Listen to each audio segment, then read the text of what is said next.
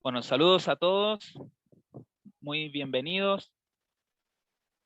El día de hoy vamos a hablar sobre una profecía que se cumplió, ya vamos a ver, como en el año 1900 y algo, que es una profecía que Jesús mencionó cuando mencionó que las piedras iban a clamar. Recuerdan que los fariseos en una oportunidad que los discípulos estaban aclamando, que el pueblo estaba aclamando, Hosana, hijo de David, los fariseos se enojan y dice, hey, dile a tus discípulos que se callen. Y ahí Jesús les responde, les aseguro que si ellos callaran, las piedras clamarían. Y bueno, hoy día vamos a hablar acerca de cuando las piedras clamaron. Y lo hice así a propósito, el nombre de clamaron con rojo y azul, porque tiene una connotación preciosa y tremenda. Estos son descubrimientos arqueológicos que se han hecho por un personaje que ya murió en el año 1999, que se llamó Ron Wyatt. Él fue adventista del séptimo día y él quería que la gente pudiera conocer y pudiera entender de que la Biblia es un libro verdadero, es algo real, que no son inventos, todas las historias del Antiguo Testamento. Y para esto él se embarcó en la arqueología bíblica. Bueno, aquí está el pasaje del cual yo les había mencionado, Lucas 19:40. Dice, él respondiendo les dijo, os digo que si estos callaran, las piedras clamarían. Bueno, vamos netamente a interiorizarnos un poco en quién fue Ron Wyatt, porque bueno, yo tengo que también, no les puedo decir algo sin analizar quién fue la persona, su historia, cómo comenzó, para poder llegar a todos los descubrimientos que él hizo.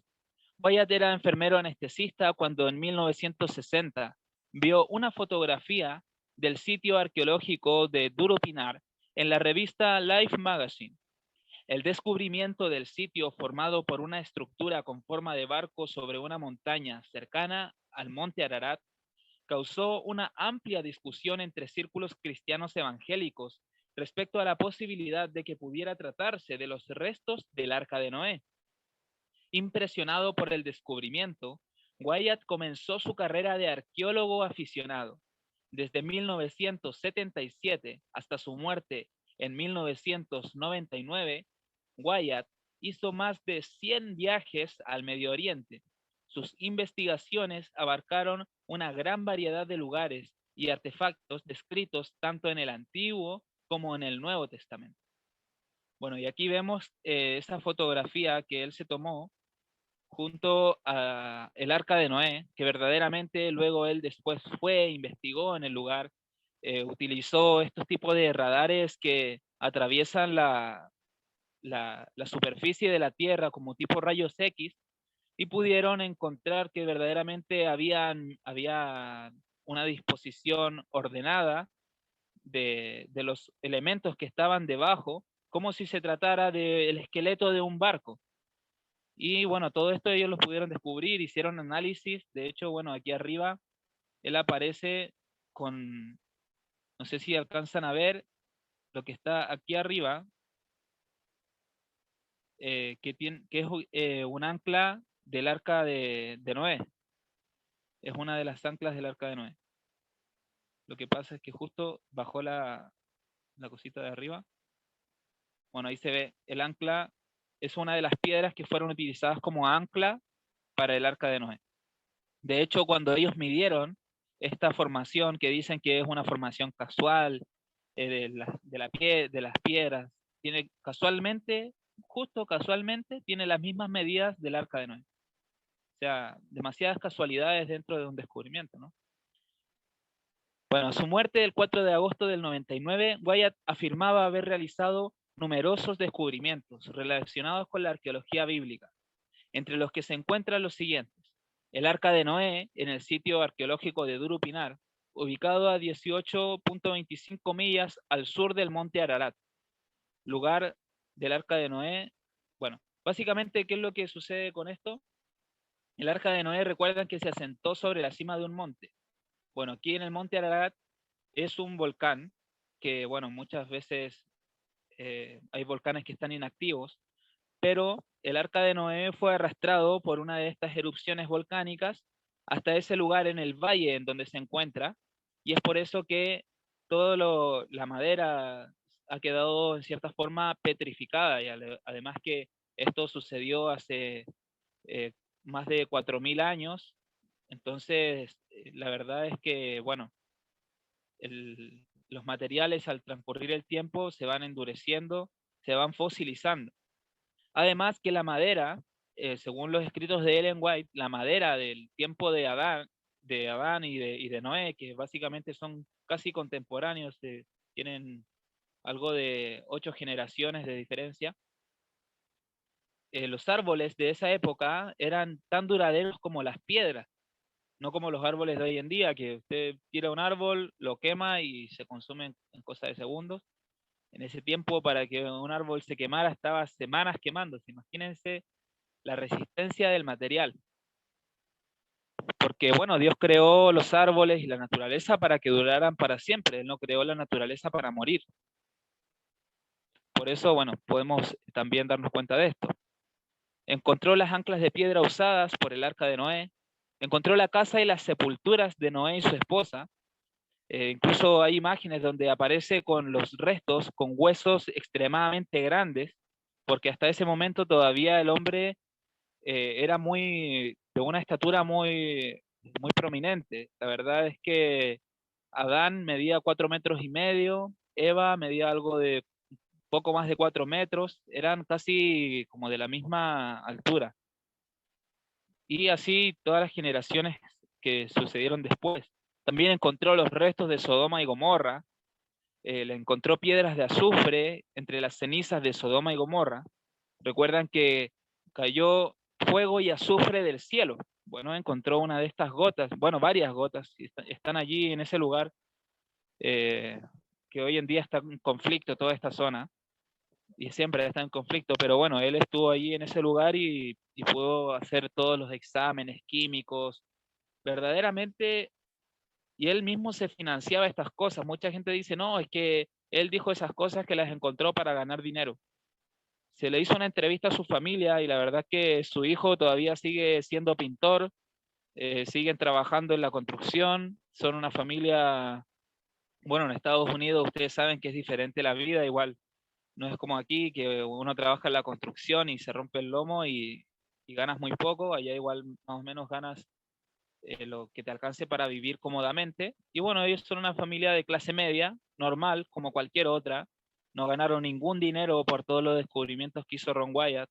Así que eso desmiente todo lo que dicen de que él hizo todo esto por dinero, porque en realidad ellos mismos se financiaban sus viajes y todo esto. Bueno, encontró la Torre de Babel también al sur de Turquía, la base de la Torre de Babel.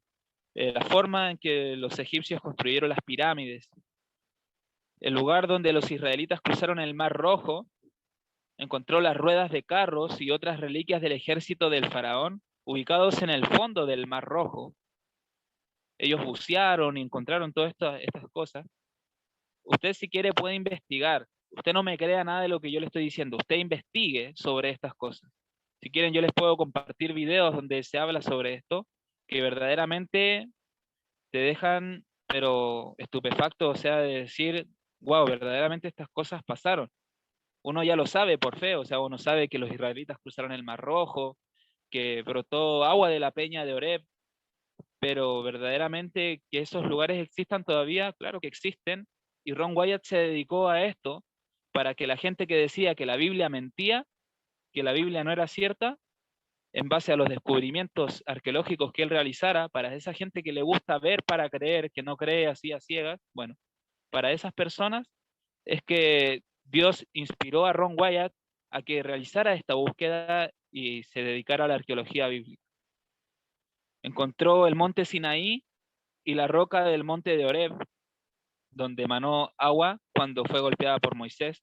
Este es la roca de Oreb, la peña de Oreb, de donde brotó agua, que está, bueno, en el monte Oreb, que el monte Oreb es el mismo monte Sinaí, solo que el monte Sinaí tiene dos cumbres. Es un solo monte, y tiene dos cumbres. Una cumbre es el monte de Oreb y otra es el monte Sinai. Y este es el lugar por donde cruzaron los israelitas en el Mar Rojo. Miren aquí, en este lugar donde se representa la columna de fuego, ¿qué es lo que sucede? Aquí, en todo este sector estaban los israelitas. Esta es la playa donde llegan los israelitas cuando escapan de Faraón. Y Faraón venía por este lugar, donde son dos acantilados, pero en el medio queda un camino. Y allí es donde estaba la columna de fuego, impidiendo que Faraón pasara. Y ahí estaban los israelitas con miedo y decían, bueno, ¿cómo vamos a pasar? Sabemos que era más de 1 millón de personas, y aquí, bueno, en esta superficie cabe verdaderamente más de 1 millón de personas. Y allí es cuando Dios le dice a Moisés, di a los israelitas que avancen. Y bueno, Ron Wyatt hizo un análisis del fondo marino, con estos radares para ver el fondo marino, y miren lo que hay en el fondo del mar. Hay justamente un sendero que está debajo del agua, obviamente. Esto está cubierto por el agua, pero aquí hay una caída abrupta a cada lado. Pero por aquí fue por donde cruzó el pueblo de Israel. Y este es el lugar que yo les mostré hace un rato atrás. Aquí estaría la columna de fuego defendiéndolos. Y por ahí es donde cruzó el pueblo de Israel. O sea, esto es tremendo, es muy revelador. Y así es como también Dios, imagínense, desde el diluvio, imagínense cuando fue el diluvio y que Dios separó los continentes y todo esto a través de las placas tectónicas y moldeó específicamente ese lugar para que, no sé, unos 1000 años después, el pueblo de Israel cruzara por allí. La verdad es que Dios no deja nada al azar, o sea, todo lo hace perfecto. Cada centímetro de tierra que hay sobre el mundo, Él lo dejó allí por algo. Bueno, estos son los pilares que levantó Salomón, que dejó son pilares conmemorativos que él puso en el lugar donde el pueblo de Israel cruzó el Mar Rojo. Bueno, aquí escribe Mizraim, que significa Egipto. Esto está escrito en la columna. Dice Salomón, Edom, muerte, Faraón, Moisés y Yahvé. Todo eso son las palabras que dicen aquí en este pilar. Salomón levantó todo eso. Además, también el descubrimiento más importante que realizó es el Arca del Pacto de la Alianza. Y aquí me gustaría poder profundizar un poco más, porque verdaderamente el Arca del Pacto de la Alianza es uno de los elementos extraviados desde la invasión de Babilonia en Jerusalén en el año 605 antes de Cristo, cuando, bueno, Babilonia invade el templo y se lleva todos los artilugios, pero hubieron unos hombres que escondieron el arca. Ya vamos a ver una cita de Ellen White sobre esto. Jerusalén, enero de 1979, Ron Wyatt vuelve de Estados Unidos a Jerusalén junto con dos de sus hijos, Ronnie y Danny, y comienzan las excavaciones. Empiezan a excavar en la pared del Monte Calvario. Comienzan justo en el sitio señalado por su mano, en un sitio lleno de escombros. Deben ir con mucho cuidado por si aparecen objetos de interés, un requisito del Departamento de Antigüedades que cumplían con agrado. Comienzan a excavar hacia abajo a lo largo de la pared del acantilado, en una pared de la colina del Gólgota. ¿Por qué estaban excavando allí? Porque Ron Wyatt estaban primero en el Mar Rojo. Estaban allí buceando, buscando los artefactos del faraón, de los carros y todo eso. Y él se enfermó, se quemó, básicamente se quemó la piel. Entonces él viaja para irse a Estados Unidos con el último dinero que le quedaba. Él hace un viaje, llega primero a Jerusalén y después de Jerusalén él iba a salir rumbo a Estados Unidos. Y mientras está esperando su vuelo, estaba ahí en Jerusalén y estaba dando como unas vueltas por este lugar. A él le gustaba mucho ir ahí. Y se encuentra con un hombre que también era arqueólogo y estaban allí conversando en un momento Ron Wyatt no sabe por qué, él lo cuenta, están los videos también de su testimonio, él lo cuenta y dice, en un momento yo apunté hacia el Monte Calvario, a un lugar donde estaban los escombros y dije, allí está el arca del pacto. Pero él no sabe por qué dijo eso. Netamente, o sea, él lo dijo involuntariamente. Fue Dios quien puso esas palabras en su boca. Y este hombre le dice, ¿en serio tú crees que está allí? Bueno, entonces yo te pago, te financio la excavación, te financio todo lo que tú tengas que gastar para excavar ahí. Y Ron Wyatt como que se queda pensando y dice, ¿por qué yo dije eso? Y él le dijo, bueno, lo voy a pensar. Y igual se fue a Estados Unidos. Y cuando estaba en Estados Unidos, él como que quedó con esa intriga y vuelve a Jerusalén. Y empiezan las excavaciones financiadas por este hombre que, bueno, básicamente era como un filántropo y le da todo lo que necesita para excavar. Encontró la tumba del huerto, que la Biblia describe una tumba excavada en la roca. En el huerto, en los alrededores a donde tuvo lugar la crucifixión, que era la tumba de un hombre rico que la había donado a Jesús. José, ¿verdad? José de Arimatea. Y en los alrededores, eso es justamente lo que hay. Una tumba que parece haber sido alargada a toda prisa, lo que sugiere que la persona que yacía en esa tumba no era la persona para la que estaba destinada. Esta tumba estaba destinada para una persona de una estatura más baja, pero a toda prisa tuvieron que alargarla porque no le cabían los pies, por así decirlo, ¿verdad? Justamente porque a la persona que pusieron allí, que fue Cristo, era más alto que este hombre para el que estaba destinado la tumba. Y aquí cita Juan 19:41, en el lugar donde había sido crucificado había un huerto, y en el huerto había un sepulcro nuevo, en el cual todavía no se había puesto a nadie. Y esto que estaba allí, justamente en la pared de la roca, de la tumba, una especie de cruz, que bueno, aquí la señalan en negro a un lado, pero que estaba calada en la roca, así como señalando que ahí había alguien que había sido crucificado.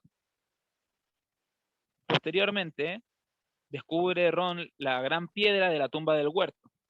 Usando un radar de penetración, Ron detectó una piedra redonda de 13 pies, 2 pulgadas de diámetro y 2 pies de ancho. Trató de descubrir, pero fue enterrado debajo de unos 6 metros de tierra y escombros. Ron considera la posibilidad de que sea una lápida muy grande. Recordemos qué pasó en Jerusalén en el año 70 después de Cristo. Fue atacada por los romanos. Fue destruida Jerusalén. Por lo tanto, todos estos lugares quedaron sepultados bajo ruinas y escombros. La verdad no quedó piedra sobre piedra, se cumplió la profecía de Jesús. Por lo tanto, todos estos lugares quedaron sepultados. Y lo que tuvo que hacer Ron es excavar debajo de escombros y escombros. Encuentra 3 hendiduras, encontró el lugar de la crucifixión de Jesús, y en este lugar encuentra las 3 hendiduras. Cuando comencé a excavar, Ron notó una hendidura con forma de nicho en la cara del acantilado. Siguiendo excavando hacia abajo, descubrieron que había 3 de estos nichos, entre comillas, recortados en la pared del acantilado, con uno más pequeño en el lado derecho. Juan 19:20, entonces muchos de los judíos leyeron este letrero, porque el lugar donde Jesús fue crucificado estaba cerca de la ciudad, y el letrero estaba escrito en hebreo, en latín y en griego. 3 letreros entonces. El velo del templo se rasgó y hubo un temblor. Mateo 27:50. Mas Jesús, habiendo otra vez clamado a gran voz, entregó el Espíritu. Y he aquí el velo del templo se rasgó en 2, de arriba abajo, y la tierra tembló y las piedras se partieron. Muy bien. Aquí las piedras se partieron, ya, ¿y qué tiene que ver? Una grieta, ya, ¿y qué? Una grieta. Bueno, ¿qué pasa con esta grieta? Miren, esto es maravilloso. Bueno, antes de pasar al tema de la grieta, vamos a ver que ellos están en el monte Moriah, en el monte Calvario, donde Cristo fue crucificado.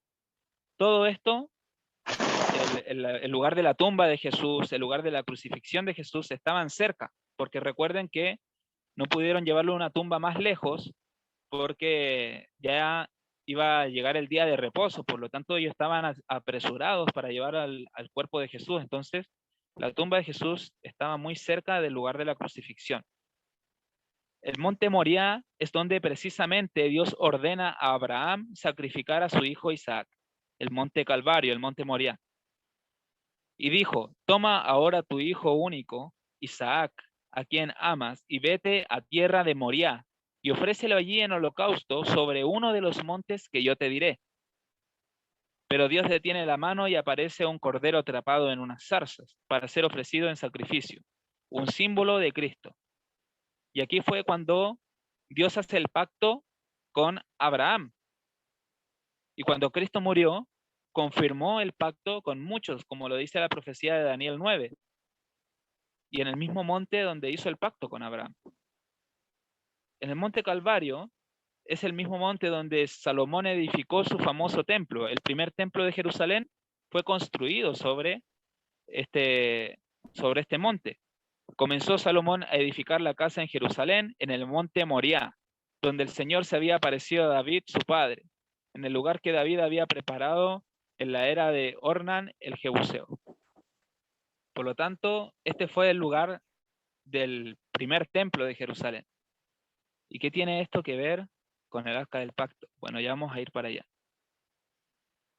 Resulta que cuando encontraron los agujeros de la cruz, que sería este, que luego fue tapado con una piedra, aquí, ¿sí?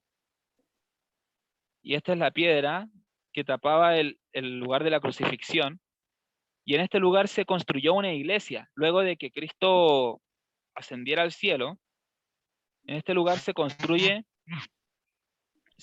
una iglesia.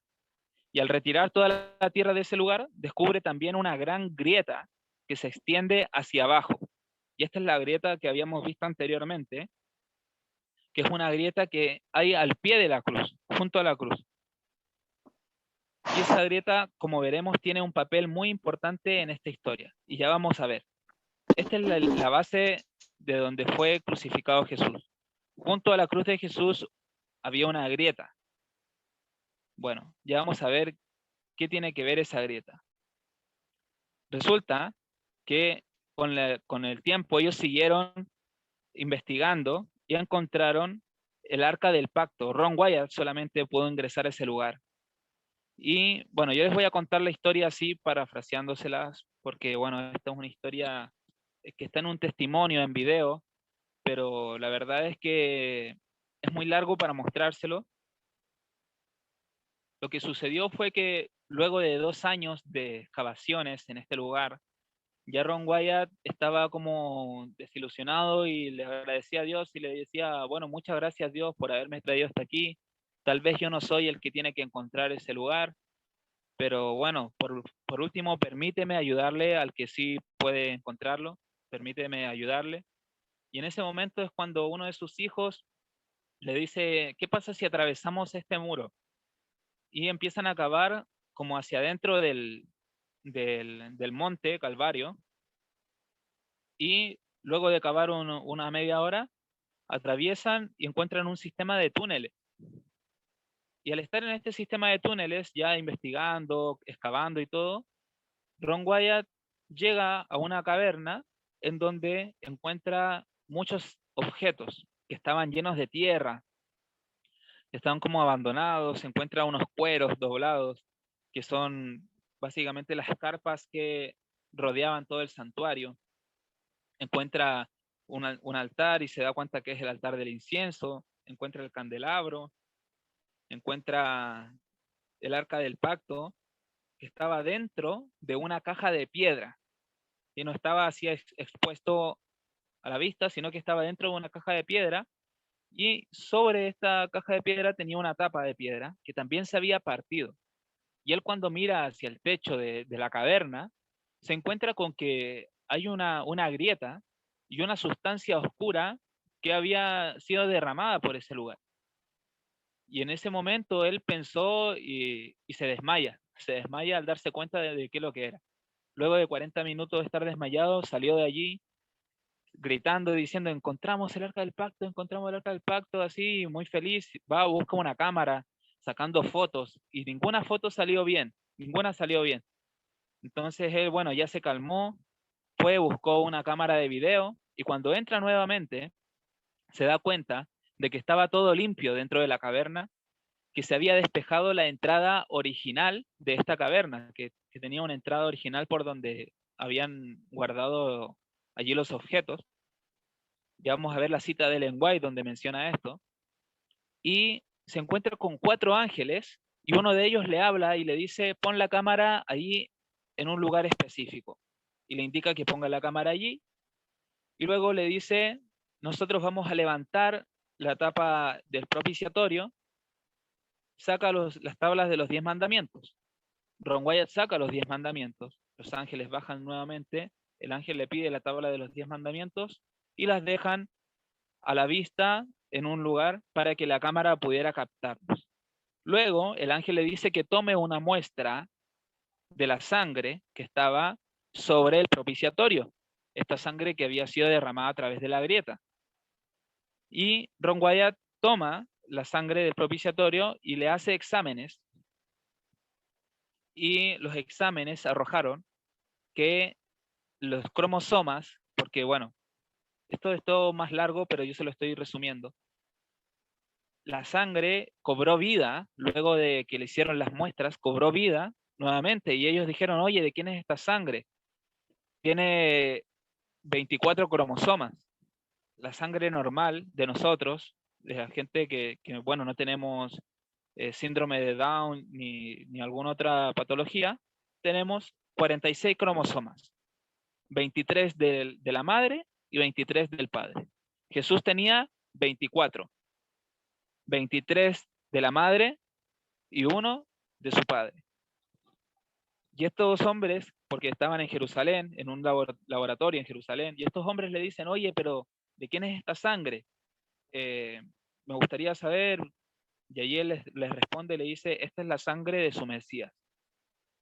Y allí, bueno, ellos creyeron en Jesús. Ustedes saben que los judíos no creen en Jesús. Bueno, estos hombres, en base a eso, creyeron que Jesús existió y que era el Hijo de Dios. Es el Hijo de Dios. Bueno, y aquí tenemos básicamente un bosquejo, Jesús crucificado en la cruz, vemos los 3 letreros, la grieta junto a la cruz. ¿Y qué sangre fue la que fue derramada ahí? Bueno, recuerdan que un soldado atravesó con una lanza el costado de Jesús y salió sangre y agua. Bueno, y esa sangre cayó sobre el arca del pacto. Ahora, ¿qué tan importante es esto? No sé si ustedes sabían que en el antiguo Israel, cuando se hacían los sacrificios, a ver, vamos a agrandar un poco esto para poder graficarlo. Cuando se hacían los sacrificios, la sangre de los corderos solamente se derramaba sobre este lado del propiciatorio, sobre el lado oriente. Esto usted lo puede buscar. Sobre el lado oriente, el sacerdote entraba, el sumo sacerdote, en el día de la expiación, y derramaba la sangre 7 veces, pero en el lado oriente. Y este otro lugar nunca era derramado sangre, siempre estaba limpio ese lugar, no se salpicaba sangre allí. Y justamente la sangre de Cristo fue la que cayó aquí en este lugar, confirmando el sacrificio y la expiación de los pecados del mundo. ¿Qué era esto tan precioso que estaba esperando el arca justo a la derecha del asiento de Dios? Justo a su diestra estaba reservado para recoger la sangre de un sacrificio muy precioso. ¿Y por qué quiso Dios poner tanto cuidado en el diseño del arca, sus ricos materiales, en sus adornos? ¿Para quién sino? Sino para su propio Hijo Jesucristo y su sacrificio en la cruz. Sí, efectivamente allí se encontró el arca, en una gruta a 6 metros debajo de donde estuvo la cruz, en el monte Gólgota. Dios predispuso todo esto de una manera maravillosa. Y aquí, bueno, esta cita de Ellen White de la historia de la redención, donde se habla del arca de la alianza. Dice, Dios permitió que Israel fuera llevado en cautiverio por causa de su transgresión de los mandamientos del Señor y sus malas acciones, para humillarlo y castigarlo. antes de la destrucción del templo, Dios informó a unos pocos de sus fieles siervos el destino de ese edificio que era el orgullo de Israel y que ellos idolatraban mientras al mismo tiempo pecaban contra Dios. También les reveló el cautiverio de Israel. Recordemos que uno de estos hombres era Jeremías. Jeremías fue tirado en un pozo por predicarle al pueblo de que no tenían que batallar contra Babilonia, sino que tenían que rendirse, tenían que entregarse. Bueno, estos hombres justos, entre ellos estaba Jeremías, inmediatamente antes de la destrucción del templo, sacaron el arca sagrada que contenía las tablas de piedra y con dolor y pesar la ocultaron secretamente en una caverna, donde estaría escondida del pueblo de Israel por causa de sus pecados, para no serles restituida nunca más. ¿A quiénes? Al pueblo de Israel. Nunca más se les iba a devolver esto. El arca sigue escondida. Nadie la ha perturbado jamás desde que se la escondió. Bueno, recordemos, esto fue escrito en el año 1800 y algo. Otro detalle también del mismo capítulo que habla sobre esto. Dice, 4 ángeles del cielo acompañaban siempre el arca de Dios en todas sus peregrinaciones para protegerla de cualquier peligro y para cumplir toda misión que se les requiriera en relación con ella. Jesús, el Hijo de Dios, seguido por los ángeles celestiales, iba delante del arca cuando ésta se aproximaba al Jordán. Las aguas se dividieron delante de su presencia. Cristo y los ángeles permanecieron junto al arca y los sacerdotes en el lecho del río, hasta que todo Israel cruzó el Jordán. Cristo y los ángeles acompañaron al arca cuando ésta giraba en torno de Jericó, y finalmente derribaron sus macizos muros y entregaron la ciudad en manos de Israel. Bueno, estos mismos 4 ángeles que acompañaban el arca fueron los mismos 4 ángeles que vio Ron Wyatt. Y él los vio como hombres jóvenes, vestidos así como con ropa de calle, y estaban allí dentro. Él cuando se encuentra con ellos les pregunta, ¿y ustedes qué hacen aquí dentro? y, y ahí ellos le dicen, uno de ellos le dice, somos los 4 ángeles que están cuidando del arca de Dios en todas sus peregrinaciones. Bueno, aquí un video que explica cortito gráficamente lo que sucedió.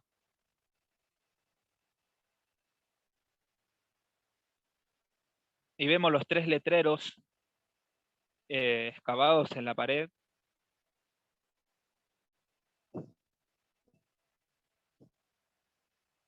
Y el lugar de la crucifixión de Jesús. Recordemos que este es piedra caliza, por lo tanto, no absorbe el líquido.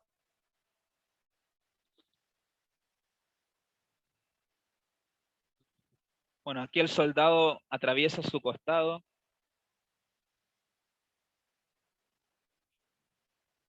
Y la sangre más preciosa fue derramada por la grieta sobre el propiciatorio del arca del pacto. Justo en ese lugar donde nunca había sido derramada sangre,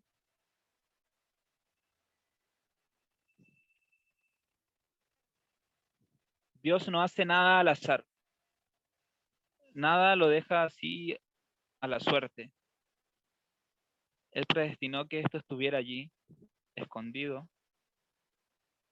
Y bueno, aquí están las citas bíblicas que hablan de eso. Mas cuando llegaron a Jesús, como le vieron ya muerto, Juan 19:33, cuando llegaron a Jesús, como le vieron ya muerto, no le quebraron las piernas, pero uno de los soldados le abrió el costado con una lanza y al instante salió sangre y agua. Y el que lo vio da testimonio y su testimonio es verdadero, y él sabe que dice verdad para que también vosotros creáis. Aquí se cumple el Salmo 85. Ciertamente cercana está su salvación a los que le temen, para que habite la gloria en nuestra tierra. La misericordia y la verdad se encontraron, la justicia y la paz se besaron. La verdad brotará de la tierra, y la justicia mirará desde los cielos. Jehová dará también el bien, y nuestra tierra dará su fruto. La justicia irá delante de él, y sus pasos nos pondrá por camino. Otra cosa que respalda también esto que sucedió allí, Juan 1:5, versículo, o sea, perdón, primera de Juan 5, versículos 7 en adelante. Porque son tres los que dan testimonio en el cielo, el Padre, el Verbo y el Espíritu Santo, y estos tres son uno. Y tres son los que dan testimonio en la tierra, el Espíritu, el agua y la sangre. Estos tres concuerdan. Si recibimos el testimonio de los hombres, mayor es el testimonio de Dios, porque este es el testimonio con que Dios ha testificado acerca de su Hijo. El que cree en el Hijo de Dios tiene el testimonio en sí mismo. El que no cree a Dios le ha hecho mentiroso, porque no ha creído en el testimonio que Dios ha dado acerca de su Hijo. Y este es el testimonio, que Dios nos ha dado vida eterna y esta vida está en su Hijo. El que tiene al Hijo tiene la vida.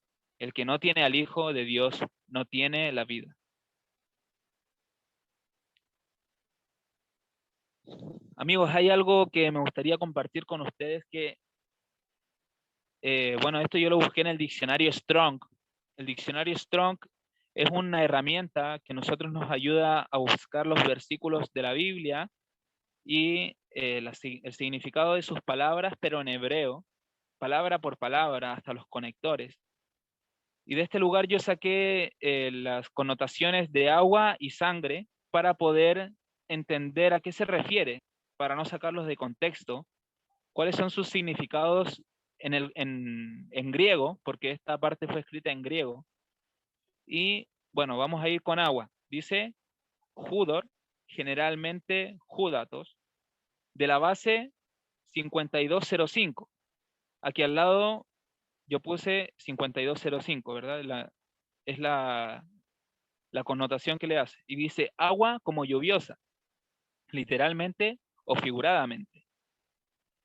Y también, bueno, el 5205 dice lluvia, específicamente a chubasco, llover, lluvia.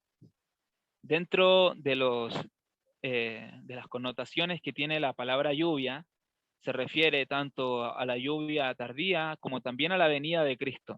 Tiene una connotación directa con la segunda venida de Cristo. Y también la palabra sangre dice sangre literalmente de hombre o animales, figuradamente jugo de uvas o específicamente la sangre expiatoria de Cristo. Por implicación, derramamiento de sangre, también parentesco de sangre. Muy bien, hace referencia al jugo de uva de la Santa Cena, cuando Cristo dice, en memoria de mí, haced esto, ¿verdad? Y también la sangre expiatoria de Cristo. ¿Y cuál fue esa sangre expiatoria que da testimonio en la tierra, como dice el Espíritu, el agua y la sangre? El agua también tiene que ver con el bautismo, el Espíritu del Espíritu Santo y la sangre de Cristo, tanto en la institución del rito de la Santa Cena, como también la sangre derramada sobre el propiciatorio del Arca del Pacto que está debajo del lugar de la crucifixión de Cristo. Y para poder terminar, amigos, me gustaría compartir con ustedes un versículo que se encuentra en Isaías capítulo 53, versículo 5. Dice, mas el herido fue por nuestras transgresiones, molido por nuestros pecados. El castigo de nuestra paz fue sobre él, y por su llaga fuimos nosotros curados. Habla de una llaga, habla de que, bueno, él fue molido por nuestros pecados. Sabemos que él pasó el sacrificio tremendo, bueno, de llevar nuestros pecados sobre sí, de a la vez también ser azotado, ser burlado. Y menciona que por su llaga fuimos curados. Esa llaga es la que se realizó con la lanza que atravesó su costado, de la cual se derramó sangre y agua. Y esta sangre y agua se derramó a través de la grieta sobre el propiciatorio del Arca del Pacto. Cuando en el antiguo Israel se realizaban los sacrificios del día de la expiación, que es el sacrificio que representaba el sacrificio verdadero que vendría siendo el de Cristo, entraba el sacerdote en el lugar santísimo y derramaba la sangre del cordero sobre el propiciatorio. Y así era consumada verdaderamente el sacrificio, era consumado el sacrificio. Cuando Cristo expira su último aliento, hubo un terremoto, se abre la tierra. El soldado atraviesa su costado, derrama la sangre y confirma la expiación de nuestros pecados, derramando su sangre sobre el propiciatorio. Qué maravilloso es nuestro Padre, que hace las cosas tan perfectas, que no deja nada al azar. Les vuelvo a repetir, no me creas lo que yo les digo, investíguenlo ustedes. Yo estoy plenamente convencido de que esto es verdad, porque verdaderamente por mucho tiempo lo estuve buscando, investigando con oración y ayuno para poder saber si esto verdaderamente venía de Dios, y sin duda que sí. La misma Biblia lo confirma.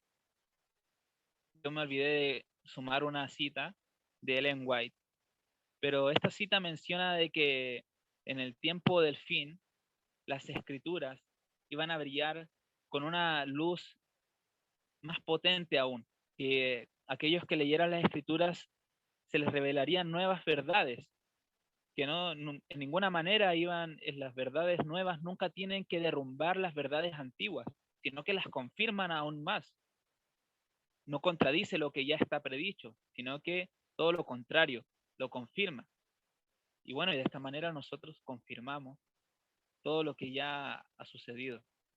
Verdaderamente Jesús hizo un sacrificio maravilloso por nosotros, y ahora tenemos que nosotros prepararnos porque Cristo ya está a las puertas. Su reino ya está por llegar, más cerca de lo que imaginamos, más cerca de lo que creemos. Verdaderamente estamos en el tiempo del fin. Estamos en el tiempo de Apocalipsis 18, del mensaje del cuarto ángel, donde se está realizando ya el derramamiento del Espíritu Santo, de la lluvia tardía. Pero para que esto suceda, nosotros tenemos que mantenernos del lado de Dios en todo momento, porque no es nuestra salvación la que está en juego, es el honor de Dios el que está en juego. Porque si nosotros fallamos, cada vez que nosotros nos equivocamos, cada vez que nosotros pecamos, allí en ese momento los demonios y Satanás van delante de Dios y se burlan de nosotros, se burlan de Él, diciendo, mira, viste, ellos no valoran el sacrificio que tú hiciste. Mira, si ellos siguen pecando, no les importas. Y de esa manera se burlan y somos una vergüenza para el cielo. Los ángeles cubren sus rostros cuando nosotros cometemos la maldad.